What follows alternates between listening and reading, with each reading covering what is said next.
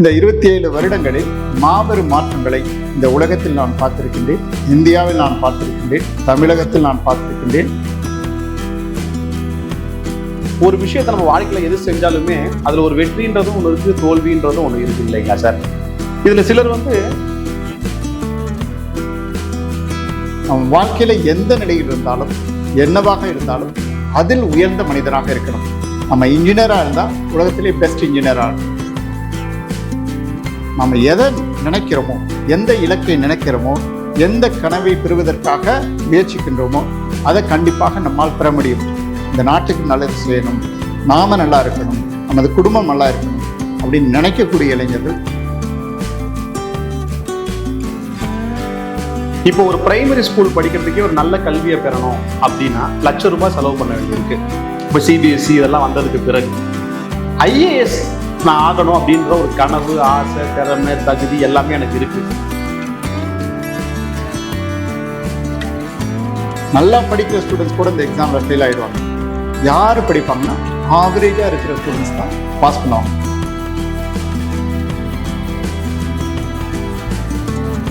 ₹150 அவ்வளவுதான் கட்டணும். ஆகவே இந்த எக்ஸாமுக்கு பணம் தேவையில்லை. அப்ப என்ன பேஸா இருந்தா நான் ஐஏஎஸ் படிக்கலாம் சார்? ஐஏஎஸ் எக்ஸாம் பொறுத்த மட்டும் அவங்க கொடுக்குற பேசிக் குவாலிஃபிகேஷன் எனி டிகிரி. இந்த ஐஏஎஸ் எக்ஸாம்ல நிறைய கேள்விகள் பள்ளிக்கூட புத்தகத்தை கேட்பாங்க. சப்போஸ் ஐஏஎஸ் கிடைக்கல அப்படின்னா நீங்க டிஎன்பிஎஸ்சி எக்ஸாம் பாஸ் பண்ணலாம். டிஎன்பிஎஸ்சியில் டெபுட்டி கலெக்டர் எக்ஸாம் பாஸ் பண்ணலாம். இந்த உலகத்தில் வாழ்கின்ற மனிதர்களில் பாதி அளவு மனிதர்கள் யாருன்னா பெண்கள். அந்த பெண்கள் மத்தியில ஒரு மாபெரும் எழுச்சி. படிப்பு படிக்க படிக்க இனிக்கும்.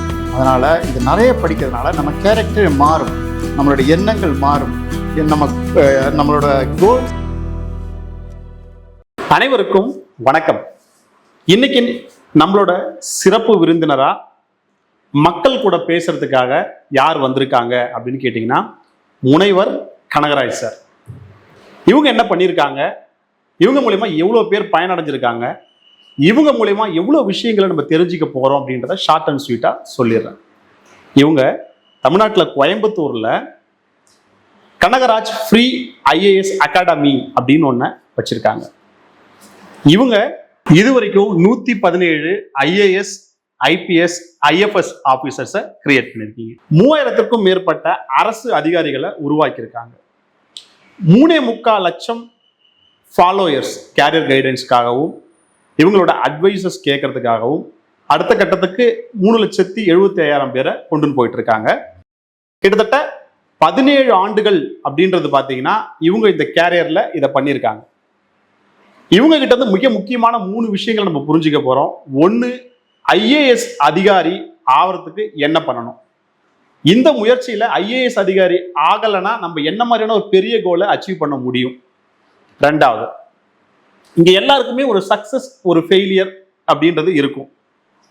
அந்த ஃபெயிலியர்ஸை எப்படி ஃபேஸ் பண்ணணும், சக்சீடா எப்படி மாறுறதுன்றது நம்பர் 2. நம்பர் 3, ஒவ்வொருத்தவங்களும் சூப்பர் பவரா எப்படி மாறுறது அப்படின்ற 3 விஷயங்களை சார் அழகா சொல்ல போறாங்க. ஓரிரு வார்த்தைகள் உங்களை பத்தி நீங்களே சொல்லிடுங்க சார். வணக்கம், நான் முனைவர் கனகராஜ். நான் கோயம்புத்தூர்ல அரசு கலைக்கல்லூரியில் துணை முதல்வராகவும் அரசியல் அறிவியல் துறையின் தலைவராகவும் பணியாற்றிக் கொண்டிருக்கின்றேன். பேராசிரியராக பணியாற்றிக் கொண்டிருக்கின்றேன்.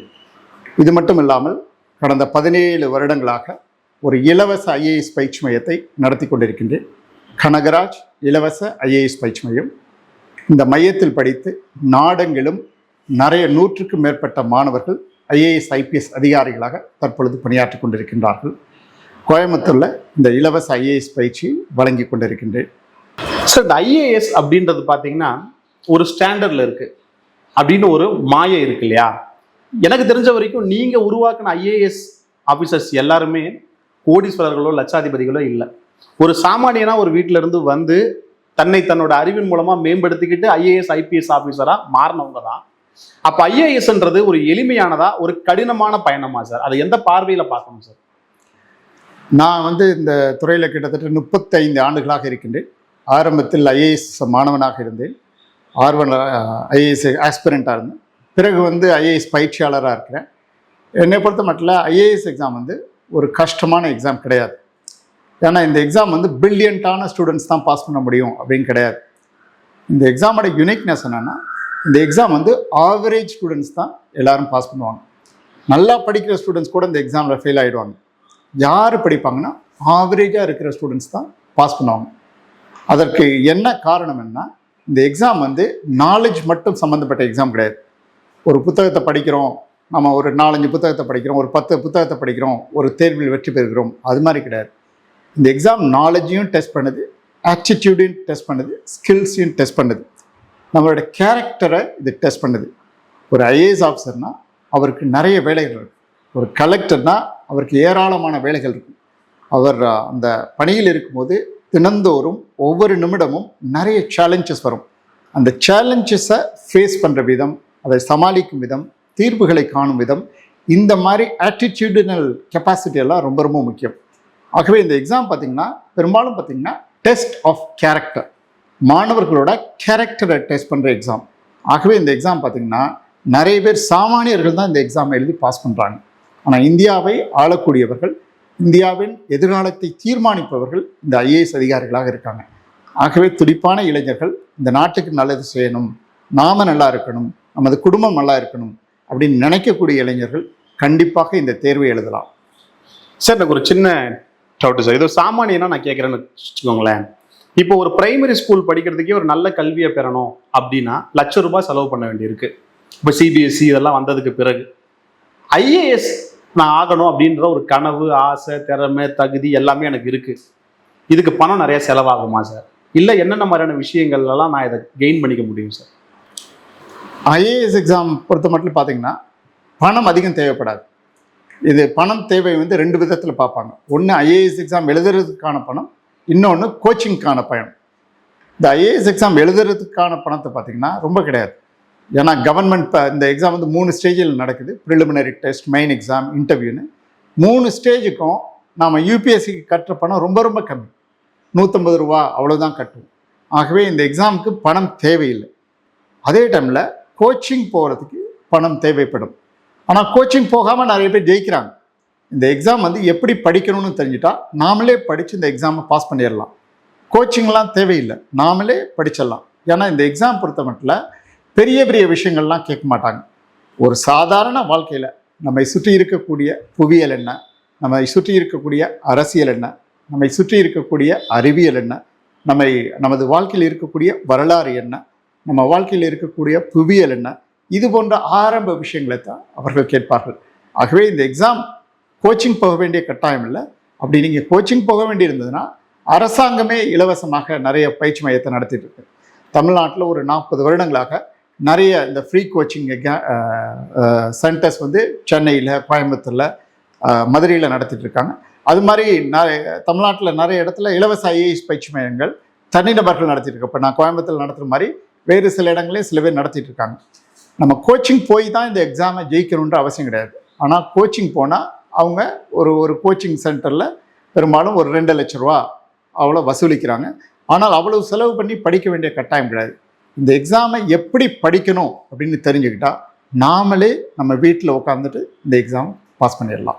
சரி சார், இப்போ ஐஏஎஸ் இப்போ நான் வந்து ஒரு டிகிரி சேரணும்னா +2 மேண்டேட்ரி, 11th சேரணும்னா 10வது மேண்டேட்ரி. அப்போ ஐஏஎஸ் ஆகணும் அப்படின்ற ஒரு விஷயம் இருக்குன்னா நிறைய பேருக்கு ஃபோர்காஸ்ட் பண்ணி படிக்கிறவங்களும் உண்டு. இந்த வீடியோவை பார்க்குற ஒரு சிலருக்கு ஒரு கிளாரிட்டி கிடைச்சி இதுக்கப்புறம் அதனோட கனவை வளர்க்குறதுக்கான வாய்ப்பும் உண்டு. அப்போ என்ன பேஸாக இருந்தால் நான் ஐஏஎஸ்க்கு படிக்கலாம் சார்? ஐஏஎஸ் எக்ஸாம் பொறுத்த மட்டும் அவங்க கொடுக்குற பேசிக் குவாலிஃபிகேஷன் வந்து எனி டிகிரி. நீங்கள் பிஏ படிச்சிருக்கலாம், பிகாம் படிச்சிருக்கலாம், பிஎஸ்சி படிச்சிருக்கலாம், எம்பிபிஎஸ் படிச்சிருக்கலாம், பிஇ படிச்சிருக்கலாம், ஏதாவது ஒரு டிகிரி. அதே மாதிரி நீங்கள் ஒரு பெரிய காலேஜில் தான் படிக்கணும்னு அவசியம் கிடையாது. நீங்கள் ஐஐடியில் படிக்கணும், எய்ம்ஸில் படிக்கணும், அது மாதிரிலாம் கிடையாது. ஏதாவது நீங்கள் வந்து கரஸ்பாண்டன்ஸ் கோர்ஸ் கூட படிச்சுக்கலாம். ஸோ அவங்க கேட்குற ஒரே ஒரு குவாலிஃபிகேஷன் என்னென்னா ஒரு கிராஜுவேஷன் முடிச்சிருக்கணும். அது ஒன்று தான் கேட்குறாங்க, மற்றதெல்லாம் அவங்க கேட்குறது கிடையாது. அதே டைமில் நம்ம கிராஜுவேஷன் முடித்த பிறகு தான் இந்த எக்ஸாம் படிக்கணும்னு நம்ம நினைக்கக்கூடாது. நம்ம வந்து இந்த எக்ஸாம் வந்து குறைந்தது 2 வருடங்கள் ஆகும் இந்த சிலபஸை படித்து முடிக்கிறதுக்கு. ஆகவே என்ன கேட்டிங்கன்னா, நீங்கள் காலேஜில் சேர்ந்த உடனே இந்த எக்ஸாமுக்கும் சைமல்டேனியஸாக படிக்க ஆரம்பிக்கிறது நல்லது. அது மட்டும் இல்லாமல் நிறைய பேரண்ட்ஸ் என்கிட்ட வர்றாங்க, ஸ்கூல் குழந்தைகளை அழைச்சிட்டு வராங்க. இப்போ என்னோடய இலவச ஐஏஎஸ் பயிற்சி மையத்தை எடுத்துக்கிட்டிங்கன்னா ஒரே கிளாஸில் 6வது படிக்கிற பையனும் இருக்கிறான், 10வது படிக்கிற பையனும் இருக்கிறான், எம்டி முடிச்ச டாக்டர் இருக்கார், டெக்னாலஜி காலேஜில் ஒர்க் பண்ணுற டீச்சர் இருக்கார், அவரோட ஸ்டூடெண்ட்டு அந்த கோச்சிங் சென்டரில் உட்காந்துருக்கான். அதோட காரணம் என்னென்னா, நீங்கள் எப்போ வேணாலும் இந்த எக்ஸாமுக்கு தயாராக ஆரம்பிக்கலாம். இப்போ பள்ளியிலே இந்த ஸ்கூலில் படிக்கும் போதே நான் ஐஏஎஸ் படிக்கணும்னு நினச்சாக்க நீங்கள் என்ன பண்ணுன்னா உங்களோட ஸ்கூல் சிலபஸை தெளிவாக படிக்கணும். ஏன்னா ஐஏஎஸ் எக்ஸாமில் நிறைய கேள்விகள் பள்ளிக்கூட புத்தகத்தை கேட்பாங்க. இப்போ என்சிஆர்டி புக்ஸ்லேருந்து நிறைய கேள்வி கேட்பாங்க. தமிழ்நாடு பப்ளிக் சர்வீஸ் கமிஷன் நடத்துகிற டெபுட்டி கலெக்டர் எக்ஸாமில் தமிழ்நாடு ஸ்கூல் சிலபஸ்லேருந்து நிறைய கேட்பாங்க. ஆகவே நம்ம என்ன பண்ணணும்னா நம்மளோட பள்ளி பாட புத்தகங்களை பள்ளிக்கூடத்திலே தெளிவாக படிக்கணும். அதே மாதிரி இந்த எக்ஸாம் பாஸ் பண்ணணும்னா நான் சொன்ன மாதிரி நாலேஜ் மட்டும் பத்தாது, கேரக்டர் ரொம்ப முக்கியம். கேரக்டர்னால் எந்த மாதிரியான கேரக்டர் அவங்க எதிர்பார்க்குறாங்கன்னா எல்லாத்தையும் புரிந்து கொள்கிற ஆர்வத்துடன் பார்க்கிற கேரக்டர் வேணும். ஸோ பள்ளிக்கூடத்தில் படிக்கக்கூடிய குழந்தைகள் அவங்க வந்து அந்த ஸ்கூலில் நடக்கக்கூடிய எல்லா ஆக்டிவிட்டீஸ்லையும் பங்கேற்கணும். புத்தக புழுக்கள் இந்த தேர்வில் வெற்றி பெறுவது கிடையாது. அதாவது நல்லா விளையாடணும், நல்லா பேசணும், கம்யூனிகேஷன் ஸ்கில்ஸை வளர்த்துக்கணும், நல்லா சமூக ஆர்வம் இருக்கணும், நல்லா கலகலப்பாக பேசணும். அது மாதிரி ஆட்களுக்கு இந்த தேர்வு ஒரு அருமையான வாய்ப்பு. Super sir. இது உண்மையாகவே எல்லாருக்குமே ரொம்ப எளிமையாக புரியக்கூடிய விஷயத்தில் இருந்திருக்கும் சார். இப்போ நான் ஐஏஎஸ் படிக்கிறேன் சார். நான் நெகட்டிவாக பேசுகிறேன்னு நினைக்க வேண்டாம். நான் ஐஏஎஸ் படிக்கிறேன், இன்ட்ரெஸ்ட் இருக்குது. நான் ஒரு ஐஏஎஸ் படிக்கிறேன்னா எனக்கு என்னென்ன வாய்ப்புகள்லாம் அதுக்கு பின்னாடி இருக்குது சார்? நீங்கள் ஐஏஎஸ் எக்ஸாம் படிச்சிங்கன்னா முதல்ல நீங்கள் சிவில் சர்வீஸ் எக்ஸாம் எழுதுறீங்க. அது ஐஏஎஸ் எக்ஸாம்னு சொன்னாலும் அதோட ஆக்சுவல் பேர் சிவில் சர்வீஸ் எக்ஸாம். அதில் 24 வகையான வேலைகள் இருக்குது. அதில் ஒன்று தான் ஐஏஎஸ். ஆனால் நம்ம எல்லாரும் ஐஏஎஸ்னு சொல்லிடுறோம். ஆனால் நீங்கள் பாஸ் பண்ணிங்கன்னா நல்ல டாப் ரேங்க் வந்துன்னா ஐஏஎஸ் தான் கிடைக்கும். ரேங்க் குறைஞ்சதுன்னா ஐபிஎஸ் கிடைக்கும், அப்புறம் ஐஎஃப்எஸ் கிடைக்கும், ஐஆர்எஸ் கிடைக்கும். இப்படின்னு ஒரு 24 வகையான வேலைகள் இருக்குது, அது உங்களுக்கு கிடைக்கும். சப்போஸ் ஐஏஎஸ் கிடைக்கல அப்படின்னா நீங்கள் டிஎன்பிஎஸ்சி எக்ஸாம் பாஸ் பண்ணலாம். டிஎன்பிஎஸ்சியில் டெபுட்டி கலெக்டர் எக்ஸாம் பாஸ் பண்ணலாம், குரூப் 2 எக்ஸாம் பாஸ் பண்ணலாம், குரூப் 4 எக்ஸாம் பாஸ் பண்ணலாம், பிஓஓ எக்ஸாம் பாஸ் பண்ணலாம். அதே மாதிரி இந்த எக்ஸாம் படிச்சிங்கன்னா வேறு staff selection commission exam pass பண்ணிடலாம், பேங்கிங் எக்ஸாம் பாஸ் பண்ணிடலாம். ஏன்னா இந்த எக்ஸாம் வந்தால் mother of all competitive examination சொல்லுவாங்க. இந்தியாவில் இருக்கக்கூடிய மிகவும் கஷ்டமான எக்ஸாம் இந்த எக்ஸாம். ஆனால் இந்த எக்ஸாமுக்கு நல்லா படிச்சுட்டோன்னா மற்ற எல்லா காம்படிட்டிவ் எக்ஸாமினேஷன்ஸும் நம்ம ஓரளவு வெற்றி பெறலாம். ஐஏஎஸ் எக்ஸாம் படிக்கிறவங்க ஐஏஎஸ் ஆகிடுவாங்க, இல்லாட்டினா மற்ற வேலையில் அவங்க ஜெயிச்சிருவாங்க. ஆகவே இந்த எக்ஸாம் வந்து அது மாதிரியான எக்ஸாம். இது எப்படின்னா ஒரு வீட்டில் வந்து ஒரு நுழைவாயில் என்ட்ரன்ஸ் வைக்கிறோம். அந்த என்ட்ரன்ஸ் ஒரு பெரிய என்ட்ரன்ஸாக வச்சுட்டோம்னா அந்த வீட்டில் இருக்கிற உயரமானவங்களும் அந்த வீட்டுக்குள்ளே போகலாம், குழந்தைகளும் அந்த வீட்டுக்குள்ளே போகலாம். நம்ம குழந்தைகளுக்குன்னு தனி என்ட்ரன்ஸ் வைக்கிறது கிடையாது, ஒரு என்ட்ரன்ஸ் தான் வைக்கிறோம். அது மாதிரி தான் இந்த எக்ஸாம் ஒரு பெரிய என்ட்ரன்ஸ். இந்த என்ட்ரன்ஸ் உள்ள எல்லோரும் போகலாம், வாழ்க்கையில் செட்டில் ஆகலாம், நல்லா பணி செய்யலாம் அப்படிங்கிறது தான். அது இதற்கான வயது வரம்பு அப்படின்றது எதாவது இருக்கா சார்? இது மினிமம் ஏஜ்னு பார்த்தீங்கன்னா 21 இயர்ஸ், 21 வயதை முடித்தவர்கள் எழுதலாம். மேக்ஸிமம் ஏஜ்னு பார்த்தீங்கன்னா ஜென்ரல் கேட்டகரி பொது பிரிவினர் வந்து 32 வயசு, ஓபிசி அது தமிழ்நாட்டில் சொல்லுவாங்க பிசின்னு சொல்லுவோம், பேக்வர்ட் கிளாஸஸ், எம்பிசின்னு சொல்லுவோம், மோஸ்ட் பேக்வர்ட் கிளாஸ். இவங்க 2 பேரையும் சென்ட்ரல் கவர்மெண்ட் பொறுத்துள்ள ஓபிசின்னு சொல்லுவாங்க, அதர் பேக்வர்ட் கிளாஸஸ். ஸோ அந்த அதர் பேக்வர்ட் கிளாஸஸ் அதாவது தமிழ்நாட்டில் இருக்கிற பிசி, எம்பிசி இவங்க வந்து 35 வயசு வரலையும் எழுதலாம். அதே மாதிரி ஷெட்யூல் காஸ்ட், ஷெட்யூல் ட்ரைப் மக்கள், பழங்குடி மக்கள், பட்டியலின மக்கள் அவங்க வந்து 37 வயது வரலையும் இந்த தேர்வை எழுதலாம். ஓரளவுக்கு ஐஏஎஸ் நான் படிக்கணும் அப்படின்ற சிந்தனையும் இதுல இருந்து பிறந்திருக்கும். நான் ஐஏஎஸ் படித்தா எனக்கு என்னென்னலாம் ஆகலாம் அப்படின்றது புரிஞ்சிருக்கும். எந்த வயதுலேருந்து எந்த வயது வரைக்கும் நான் இதுக்கு என்னை ப்ரிப்பேர் பண்ணிக்கணும், எது கடைசி வயது அப்படின்றது பிரிவினர் வகையாகவும் நீங்கள் சொல்லியிருக்கிறீங்க. தமிழ்நாட்டிலேயே நிறைய இடங்கள்ல இதுக்கான இலவச பயிற்சி மையங்கள் இருக்கணும்னு சொல்லிட்டீங்க. பெருசாக பணம் செலவாகாது, இதுக்கு என்னென்ன குவாலிட்டிஸ்லாம் தேவை அப்படின்றது நீங்கள் சொல்லியிருக்கீங்க. இன்னும் ஒரு விஷயம் என்னன்னா, நீங்கள் ஐஏஎஸ்ல அந்த 24 பிரிவுகள் மட்டும் கிடையாது, டிஎன்பிஎஸ்ல குரூப் 1, குரூப் 2, குரூப் 3, குரூப் 4 இது எல்லாத்துலேயுமே நீங்கள் வந்து வரலாம் அப்படின்றத சொல்லியிருக்கீங்க சார். இப்போ இதில் 2வது விஷயத்துக்குள்ளே போகலாம் சார். இன்னைக்கு இந்த ஐஏஎஸ்லாம் தாண்டி ஒரு விஷயத்தை நம்ம வாழ்க்கையில் எது செஞ்சாலுமே அதில் ஒரு வெற்றின்றதும் ஒன்று இருக்குது, தோல்வின்றதும் ஒன்று இருக்குது இல்லைங்களா சார்? இதில் சிலர் வந்து அதில் தோண்டு போகிறதும் உண்டு, சிலர் வந்து அடுத்தடுத்த அடி வச்சு நவுந்து போயிட்டு அதை சக்சீட் ஆகிறதும் உண்டு, சில பேர் பாதி கிணறு வரைக்கும் போய் திருப்பி வர்றவங்களும் உண்டு. அவங்களுக்கு நீங்கள் சொல்லணும்னா, ஏன்னா நீங்கள் நிறைய ஐஏஎஸ் ஆஃபீஸர்ஸ் கிரியேட் பண்ணுறீங்க, அவங்களுக்கு இன்ஸ்பிரேஷனாகவும் இருக்கீங்க. இந்தியா முழுக்க போய் பல்வேறு ஸ்டேட்ஸ்ல மாணவர்களுக்கு உங்களோட அறிவுரைகளை கேட்கறவங்களாவும் இருக்காங்க. ஒரு பாமரனுக்கு, ஒரு மிடில் கிளாஸ்ல இருக்கிறவனுக்கு நீங்க அந்த தோல்விகளையும் வெற்றிகளையும் எப்படி சொல்ல விரும்புவீங்க சார்? ஆக்சுவலாக பெரும்பாலும் இந்த ஐஏஎஸ் எக்ஸாம் எழுதுறவங்க ஐஏஎஸ் எக்ஸாம் வந்து ஜெயிக்க முடியாது. ஏன்னா இந்தியாவில் ஒரு வருஷத்துக்கு 150 ஐஏஎஸ் தான் இருக்காங்க. ஆனால் கிட்டத்தட்ட 10 லட்சம் பேர் இந்த எக்ஸாம் எழுதுறாங்க. அதனால நல்லா படிக்கிற எல்லாத்துக்கும் ஐஏஎஸ் கிடைக்கும்னு சொல்ல முடியாது. ஆனால் இந்த எக்ஸாமில் கிடைக்காதவங்க இந்த எக்ஸாமில் தோற்று போனாலும் வாழ்க்கையில் ஜெயிச்சுருவாங்க. ஏன்னா ஒரு 3 வருடங்கள் இந்த எக்ஸாமுக்கு நல்லா படிக்கிறாங்க. உலகத்தை பற்றிய ஒரு விசாலமான அறிவு அவங்களுக்கு கிடைக்கிது. இந்த உலகத்தில் யாரெல்லாம் ஜெயிச்சிருக்காங்க, எப்படியெல்லாம் ஜெயிச்சிருக்காங்க, எந்தெந்த துறைகளில் வாய்ப்புகள் இருக்குது, வரலாறுன்னா என்ன, புவியியல்னா என்ன, பொருளாதாரம்னா என்ன, தொழில்நுட்பம்னா என்ன, எல்லாத்தையும் அவங்க நல்லா தெரிஞ்சு வச்சுருப்பாங்க.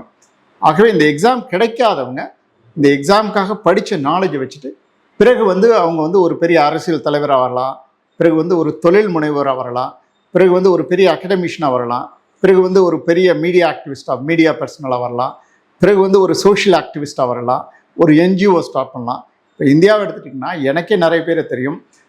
இந்த ஐஏஎஸ் எக்ஸாமில் ஐஏஎஸ் வாங்காதவர்கள் பின்னாடி அந்த அறிவை பயன்படுத்தி, அந்த நாலேஜை பயன்படுத்தி, அந்த கேரக்டரை பில்டப் பண்ணி பின்னாடி மாநிலத்தோட சீஃப் மினிஸ்டராக இருந்திருக்காங்க, மத்திய அரசாங்கத்தோட மினிஸ்டராக இருந்திருக்காங்க, கவர்னராக இருந்திருக்காங்க, மிகப்பெரிய தொழிலதிபராக இருந்திருக்காங்க, மிகப்பெரிய மீடியா பர்சனலாக இருக்காங்க, மிகப்பெரிய அகடமிஷனாக இருக்கிறாங்க. ஈவன் இந்த ஐஏஎஸ் எக்ஸாமில் ஃபெயில் ஆனவங்க பிற்காலத்தில் நோபல் ப்ரைஸ் கூட வாங்கியிருக்கிறாங்க. ஆகவே ஏன்னா இந்த எக்ஸாமுக்கு படிக்கும்போது நம்ம இந்த தொட்டனை தூரும் மணற்கேணி மாந்தற்கு கற்றனை தூரும் அறிவுன்னு ஐயன் வள்ளுவர் சொன்னார். அதே மாதிரி தான் படிப்பு படிக்க படிக்க இனிக்கும். அதனால் இது நிறைய படிக்கிறதுனால நம்ம கேரக்டர் மாறும், நம்மளோட எண்ணங்கள் மாறும், நம்மளோட கோல்ஸும் மாறும், உயர்ந்த இலக்கை நோக்கி நாம் பயணப்படுவோம். ஆக வாழ்க்கையில் கண்டிப்பாக இந்த எக்ஸாம் படிக்கிறவங்க வாழ்க்கையில் கண்டிப்பாக ஜெயிச்சிருவாங்க. இதை கேட்கும்போது எனக்கு என்ன ஃபீல் ஆகுதுன்னா சார், இந்த சிஏ, இந்த ஐஏஎஸ் இதெல்லாம் ஏதோ பெரிய படிப்பு, இது நமக்கானது இல்லை அப்படின்னு நிறைய பேர் நினைக்கிறாங்க இல்லையா? இது ஒரு வேலை கிடைக்கும், எனக்கு ஒரு சம்பளம் கிடைக்கும், எனக்கு ஒரு அங்கீகாரம் கிடைக்கும், இதெல்லாம் தாண்டி என்னோட அறிவை இது மேம்படுத்திக்கிறதுக்கு இது ரொம்ப பயனுள்ளதாக இருக்கும். அப்போ இந்தியாவில் சட்டம் எப்படி தெரிஞ்சிக்கக்கூடிய ஒரு விஷயமோ அதே மாதிரி ஐஏஎஸ் சிலபஸ் அப்படின்றதும் ஒவ்வொருத்தவங்களும் தெரிஞ்சிக்க வேண்டிய ஒரு விஷயம். இதெல்லாம் பண்ணும்போது ஒருத்தவங்க சூப்பர் பவராக போகிறதுக்கும் வாய்ப்பு உண்டு. இப்போ நம்ம இந்த வீடியோட ஆரம்பத்திலே சொல்லியிருந்தோம், 3வது விஷயமா ஒவ்வொருத்தவங்களும் எப்படி சூப்பர் பவராக மாறுறது, இந்த சூப்பர் பவர்னா என்ன, இதனோட முக்கியத்துவம்லாம் என்ன அப்படின்றத நீங்களே சொன்னீங்கன்னா ரொம்ப எளிமையாக இருக்கும் சார். ஆக்சுவலாக நம்ம இந்த உலகத்தில் பிறந்தது நமது முன்னோர்கள் சொன்னாங்க, அரிது அரிது மானிடராக பிறப்பது அரிதுன்னு சொல்லியிருக்காங்க. அந்த வரப்பிரசாதம் நமக்கு இருக்கின்றது. இந்த உலகத்தில் நாம் பிறந்திருக்கின்றோம், நாம் கண்டிப்பாக சாதிக்க வேண்டும். அப்படி சாதிக்க வேண்டும்னா நம்ம தோல்விகளை பார்த்து துவண்டு போகக்கூடாது. வாழ்க்கையில் ஜெயிக்கணும், ஏதாவது ஒரு துறையில் நாம் ஜெயிக்கணும். ஒரு சில வருடங்களுக்கு முன்னால் பாரத ரத்னா முன்னாள் ஜனாதிபதி அவர்கள், குடியரசுத் தலைவர்கள் அப்துல் கலாம் அவர்கள் கூட எனது ஐஏஎஸ் மாணவர்கள் அழைச்சிட்டு போய் பேசக்கூடிய வாய்ப்பு கிடைச்சது. அப்போ அவங்க ஒரு கேள்வி கேட்டாங்க இந்த ஐஏஎஸ் மாணவர்களை பற்றி. நீங்கள் என்ன நினைக்கிறீங்க, இந்தியாவை எப்படி முன்னேற்றலாம், இந்தியாவை எப்படி வல்லரசாக மாற்றலாம்னு கேட்கும்போது இந்த ஐஏஎஸ் படித்த மாணவர்கள் தாங்கள் படித்த விஷயத்தை வச்சு சொன்னாங்க. ஒவ்வொருத்தரும் ஒன்று சொன்னாங்க. ஒருத்தர் சொன்னார் நம்ம டெக்னாலஜியை கொண்டு வரணும், இன்னொருத்தர் சொன்னார் நம்ம பவர்ட்டியை நீக்கணும், இன்னொருத்தர் சொன்னார் நம்ம ஹானஸ்டியை கொண்டு வரணும், கரப்ஷனை நீக்கணும், இன்னொருத்தர் சொன்னார் நம்ம ரிசர்ச் அண்ட் டெவலப்மெண்ட் கொண்டு வரணும். இப்படின்னு ஒவ்வொரு விஷயத்தையும் சொன்னாங்க. எல்லாத்தையும் சொல்லிட்டு அப்துல் கலாம் அவர்கள், பாரத ரத்னா அவர்கள் என்ன சொன்னாங்கன்னா, இதெல்லாம் கரெக்டு, இதை விட நாம் ஒன்று செய்யணும். நம்ம வாழ்க்கையில் எந்த நிலையில் இருந்தாலும் என்னவாக இருந்தாலும் அதில் உயர்ந்த மனிதனாக இருக்கணும். நம்ம இன்ஜினியராக இருந்தால் உலகத்திலே பெஸ்ட் இன்ஜினியராக இருக்கணும், நம்ம டாக்டராக இருந்தால் உலகத்திலே பெஸ்ட் டாக்டராக இருக்கணும், நம்ம டீச்சராக இருந்தால் உலகத்திலே பெஸ்ட் டீச்சராக இருக்கணும். நாம் எந்த வேலையில் இருந்தாலும் அந்த வேலையில் உன்னதமான ஆளாக இருக்கணும். அப்படி இருந்தால் நாம் உன்னதத்தை பெற முடியும் அப்படின்னு சொன்னார். இந்தியா வல்லரசாக வரும்னார். இந்தியா மட்டுமல்ல, நம்ம வாழ்க்கையிலும் நாம் முன்னேற்றத்தை பெறலாம். ஸோ அதுக்கு என்ன பண்ணணும்னா, நாம் ஒரு இலக்கை தீர்மானிக்கணும், தினந்தோறும் அந்த இலக்கை பற்றி சிந்திக்க வேண்டும். என்ன பண்ணணும், தூங்குறதுக்கு முன்னாடி என்ன பண்ணணும்னா, நம்ம இலக்கு என்னவோ அதை ஒரு சிம்பிள் ப்ரெசன்ட் டென்ஸில் ஒரு பாசிட்டிவ் ஸ்டேட்மெண்ட்டாக மாற்றிட்டு அதை நம்ம மனசிட்ட சொல்லணும். நாம் நமது லட்சியத்தை, இலக்கை, குறிக்கோளை வேற யார்கிட்ட சொல்ல வேண்டிய அவசியம் இல்லை. நம்ம நண்பர்கள்ட்ட சொல்ல வேணாம், பெற்றோர்கள்ட்ட சொல்ல வேணாம், ஆசிரியர்கள்ட்ட சொல்ல வேணாம். ஒரு முக்கியமான நபரிடம் நமது இலக்கை பற்றி நாம் தினந்தோறும் சொல்ல வேண்டும். யார்கிட்ட சொல்லணும்னா, நம்மளோட ஆள் மனதுக்கிட்ட பேச வேண்டும், ஆள் மனதுக்கிட்ட சொல்லணும். டெய்லியும் தூங்குறதுக்கு முன்னாடி நம்ம ஆள் மனதுக்கிட்ட நம்ம லட்சியம் என்னவோ, கனவு என்னவோ அதை ப்ரெசன்ட் டென்ஸில், நிகழ்காலத்தில் சிம்பிளாக சொல்லணும். அப்படியே சொல்லிட்டு இருந்தோம்னா, தினந்தோறும் சொல்லிக்கிட்டே இருந்தோம்னா, ஒரு நாள் நாம் நினைச்சதை நம்ம சாதிச்சிடுவோம். நமது முன்னோர்கள் சொன்னாங்க, மனமது செம்மையானால் மந்திரம் செபிக்க வேண்டாம், மனமது செம்மையானால் வாயுவை நிறுத்த வேண்டாம், மனமது செம்மையானால் வாசியை உயர்த்த வேண்டாம், மனமது செம்மையானால் மந்திரம் செம்மையாகும். எண்ணம் போல் வாழ்க்கைனாங்க. நாம் மனசை கண்ட்ரோல் பண்ணி அந்த சப்கான்ஷியஸ் மைண்டை, ஆள் மனதை டைரக்ட் பண்ணோன்னா நம்ம எதை நினைக்கிறோமோ, எந்த இலக்கை நினைக்கிறோமோ, எந்த கனவை பெறுவதற்காக முயற்சிக்கின்றோமோ அதை கண்டிப்பாக நம்மால் பெற முடியும். ஒவ்வொரு மனிதனும் ஒரு சூப்பர் பவராக, சூப்பர் பர்சனாக வரலாம். அவன் நினைக்கின்ற விஷயத்தில், அவன் நினைக்கின்ற துறையில் உலகத்தின் மிகச்சிறந்த மனிதனாக, சாதனையாளராக அவனால் வர முடியும். அதனால தான் சொல்லுவாங்க, மனதை வென்றால் உலகத்தை வெல்லலாங்கிறாங்க. ஆகிய ஆள் மனதை நாம் வெல்ல வேண்டும். அப்படி செய்தால் இந்த உலகத்தில் நாம் ஜொலிக்க முடியும், மிளிர முடியும். எண்ணம் போல் வாழ்க்கை. எண்ணத்தை நம்ம பாசிட்டிவாக வச்சுக்கிட்டோம்னா நம்மளோட ஜேர்னியும் பாசிட்டிவாக இருக்கும் அப்படின்றத சார் வந்து ஒரு 5 விஷயத்தில் சொல்லி முடிச்சிட முடியும் அப்படின்றத ரொம்ப எளிமையாகவே சொல்லிட்டாங்க.